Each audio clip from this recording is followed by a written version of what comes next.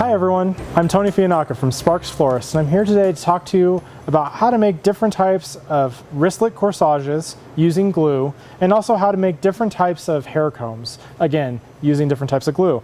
You're going to have two main types here.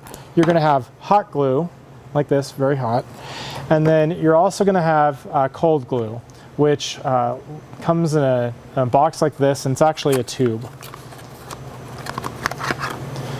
All right, so it looks just like this. This is one of the best tools that we've actually come up with really in the last several decades. And it allows us to actually glue the flowers onto all the units that we make and really not have anything fall apart. It also helps seal the flower without blistering it. So it will basically make it so the flowers won't lose water at a very quick rate. So it works at helping to extend the life as well. All right, so the first thing we need to talk about is our corsage. And everyone's probably more or less familiar with the bracelets that come up with nowadays. They're very ornate and they're really fun. This one we call our Dazzle bracelet. And when you get the bracelets, they actually come with a little plastic portion, which we actually go back and we tie it onto the bracelet. And then on top of that, we glue a piece of felt. And you might ask, why do you glue a piece of felt on here? Really, the reason why is because we want to have a surface that has a lot of friction to it. By having a lot of friction, it'll make it so that the flowers are less likely to actually fall off of the corsage, and that's really ideal here. So you're probably asking right now, well, how did you get all of this nice ribbon up onto this bracelet? And what we do is we actually make what we call two sets of double tucks. And a tuck is just when you make a little loop of ribbon like this. So a double tuck is actually when you make two little loops in your hand with tails on the opposite side. So it's like this, all right? Then you want to go ahead and take the thinnest wire you can find, and you want to go ahead and just tie that on there. Just twist it right on so it sits on there nicely. So you make two of these. Next, you're going to go ahead and make a little bow. And the bow, remember, it's going to go on your wrist, so it needs to be pretty small. And I like to do about 3 to 4 loops on each side. Everyone's a little different.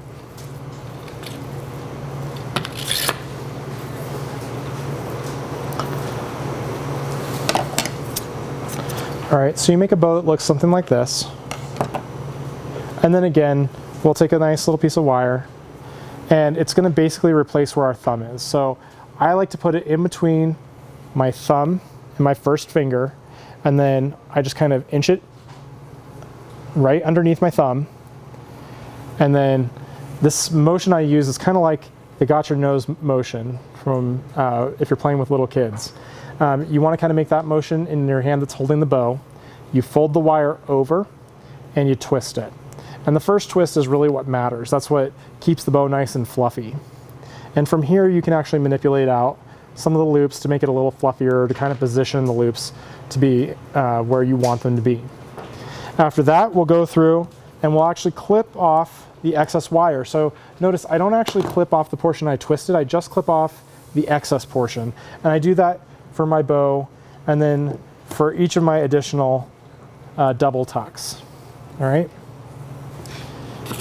After we do that, we take our hot glue gun and we'll actually glue on each of the components onto that felt. So when you're done, it looks something like this. All right. Now from here, we can actually go ahead, and once it's kind of cooled down and dried, we can actually go ahead and add our flowers. So what I'm going to do is I'm going to go ahead and take a spray rose, like this pretty red one right here, and I'm just going to go ahead and clip the flowers so that only the hip remains, the hip of the flower. So it's something like this. It's pretty darn small, but you can see it's really nice and short. Then the next thing I'm going to do is I'm going to take my cold glue, and the important thing to remember about cold glue is that it takes a couple of seconds for it to actually set up.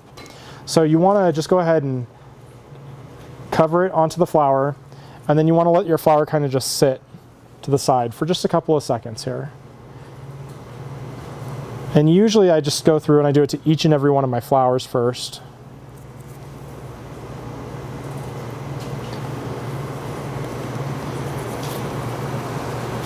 And I let those sit for just a moment. Then I'll go back onto my bracelet, and I actually kind of open up a little bit in here, and I add just a little bit of glue down onto the felt. So this is going to give me a good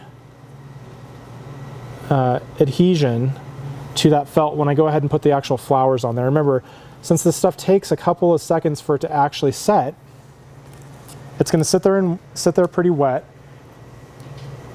and it'll still work for us.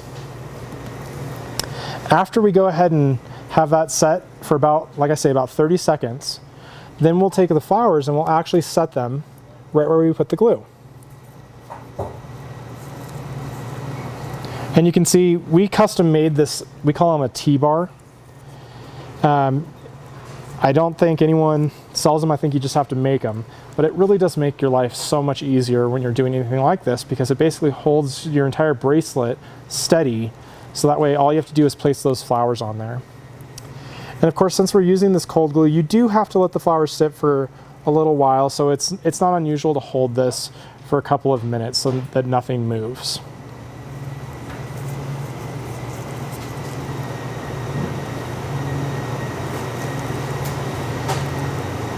And remember, this glue is extremely sticky, so if you get it on your hands, it's really a pain to get off. Be really careful while you're using it. All right, so once you kind of have that set on there, you can go back and you can take a little bit of a filler flower like baby's breath, which is perfect for something like this, and we can add a little bit of cold glue to that as well, and then we'll glue it in between each of our roses. So we'll find that this is going to look really nice and fluffy, and it'll really help hide any of those other mechanical components we have, like, for example, the felt or the glue.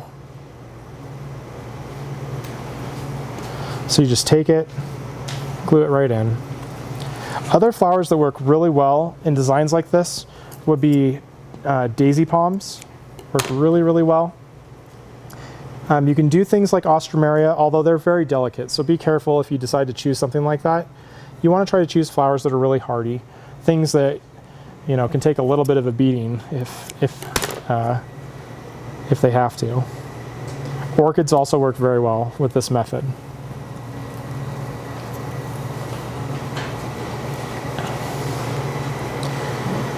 I'm sure many of you are probably used to doing the typical tape and wire method for building corsages.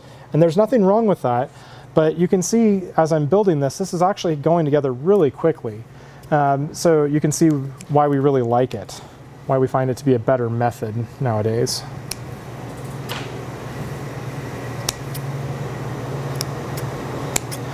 And what I'm doing right now is I'm taking a little bit of plumosa.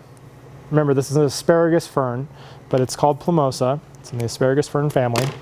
I'm just clipping it down into smaller units, and then I'm going to go ahead and add in a little bit of that glue.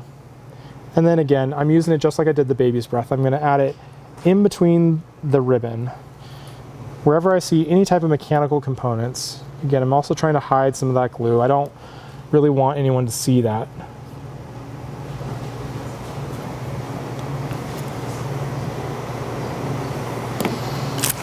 All right.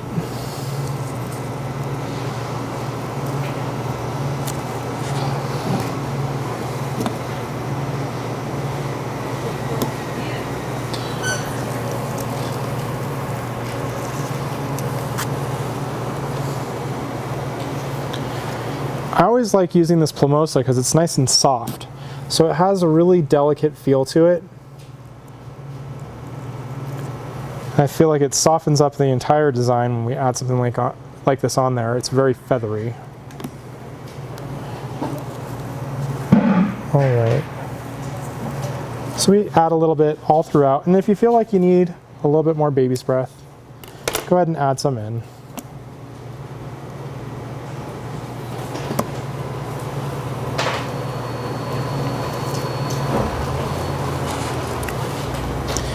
Now again, with a design like this, you might remember in one of my previous videos, in fact the one for the grid, I suggested that if you had something that looked a little funny inside your design, just clip it out with a pair of scissors. And the same is true here. You want to make sure that you're not trying to pull flowers out or pull out certain elements. Just go ahead and take your scissors if you feel like you have something that's just doesn't really sit right or it looks a little funny, and just clip it out with your scissors. It's a lot easier than trying to redo the entire design. Like, I don't know if I really like all this plumosa here. I'm gonna clip it back just a little bit. Of course, then I have this little piece which I can add somewhere else.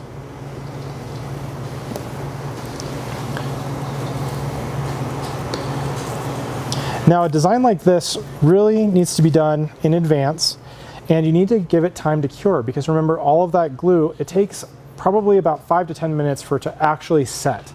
And when it sets like a rock. It won't be able to be moved. So we want to go ahead and we'll leave this on the T-bar for now, and we'll come back to it in a little while. All right, everyone, let's go ahead and turn our attention to this hair comb. Now, you can see it's just a plain comb that we went ahead and got at any hair store, and we need to amend it a little bit. And if you had felt just like in the previous design with that corsage, you could actually glue it right across here on the top. If you don't have felt, something even like this tuxedo ribbon will really work well. So I just took a really small piece of tuxedo ribbon and I folded it in half. And now I'm going to add a little bit of hot glue onto it, and be careful because this is pretty darn hot. This is where you normally will, if you're going to get yourself, you're going to get yourself here. You can see I just added a little bit on there, and then I'm just going to fold it here onto the end of the comb. All right, so we have something like this. We need to go ahead and let that dry just a little bit. What I'm going to do is I'm actually going to take it and I'm going to pin it right here onto my T-bar. And this is going to go ahead and keep everything nice and steady for me while I add flowers. So again, very, very useful little tool we have going on here. All right. So the next thing I'm going to do is I'm going to go back, and I've actually made a couple extra of these double tucks. So I'm going to clip some of these off, like you see here. And we're going to glue them onto the tuxedo ribbon. So I like to fold it down so the wire faces the inside. We'll end up putting that right here. But that's going to basically be on the comb, so it's not going to actually scratch anyone. And we glue it straight onto that ribbon, onto that tuxedo ribbon. And we'll do 2 of these, one on each corner.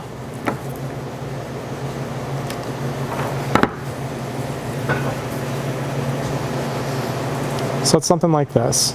Of course, if you don't want ribbon, you don't have to have ribbon, but you want to go ahead and make sure if you're trying to match it to a gown or something like that, a lot of times you'll get gowns in really fun colors, but not all flowers will come in those colors. So sometimes you can find ribbons that you can add in to kind of pull that color into that design.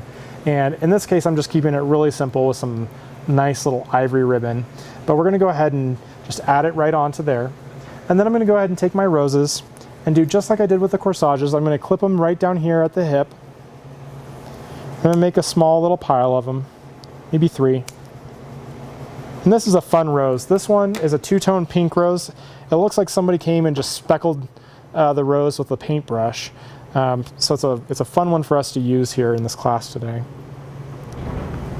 So again, I'm going ahead and taking the cold glue and I'm just dabbing it all over that hip of the rose, and then I'm going to let it sit here on my counter for just a couple of seconds, maybe around 20 to 30 seconds, and then it'll start setting up and become really tacky.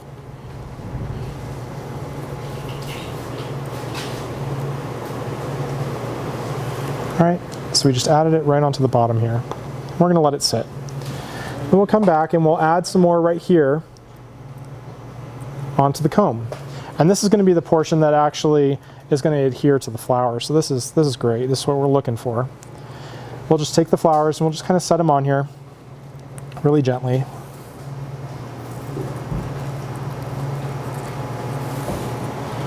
And I'll just put the 3 on here like this. And again, you have to hold it for just a couple of seconds so that way it'll set up. So make sure you're choosing flowers though, again, that are very hardy. I always like doing this with orchids. A lot of people think that orchids are really, really delicate. Most of them are actually pretty darn stable. You could even imagine just doing a single Phalaenopsis orchid would be really pretty if you just took that one bloom and glued it right on there, and it'd be really easy to make.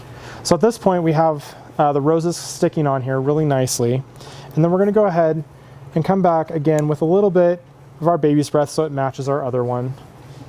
We're going to glue it in between wherever we see any type of mechanics, and I'll do the same thing with our greenery as well.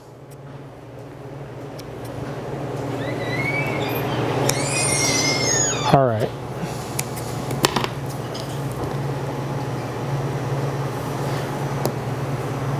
And we're just going to glue it in wherever we see any little gaps.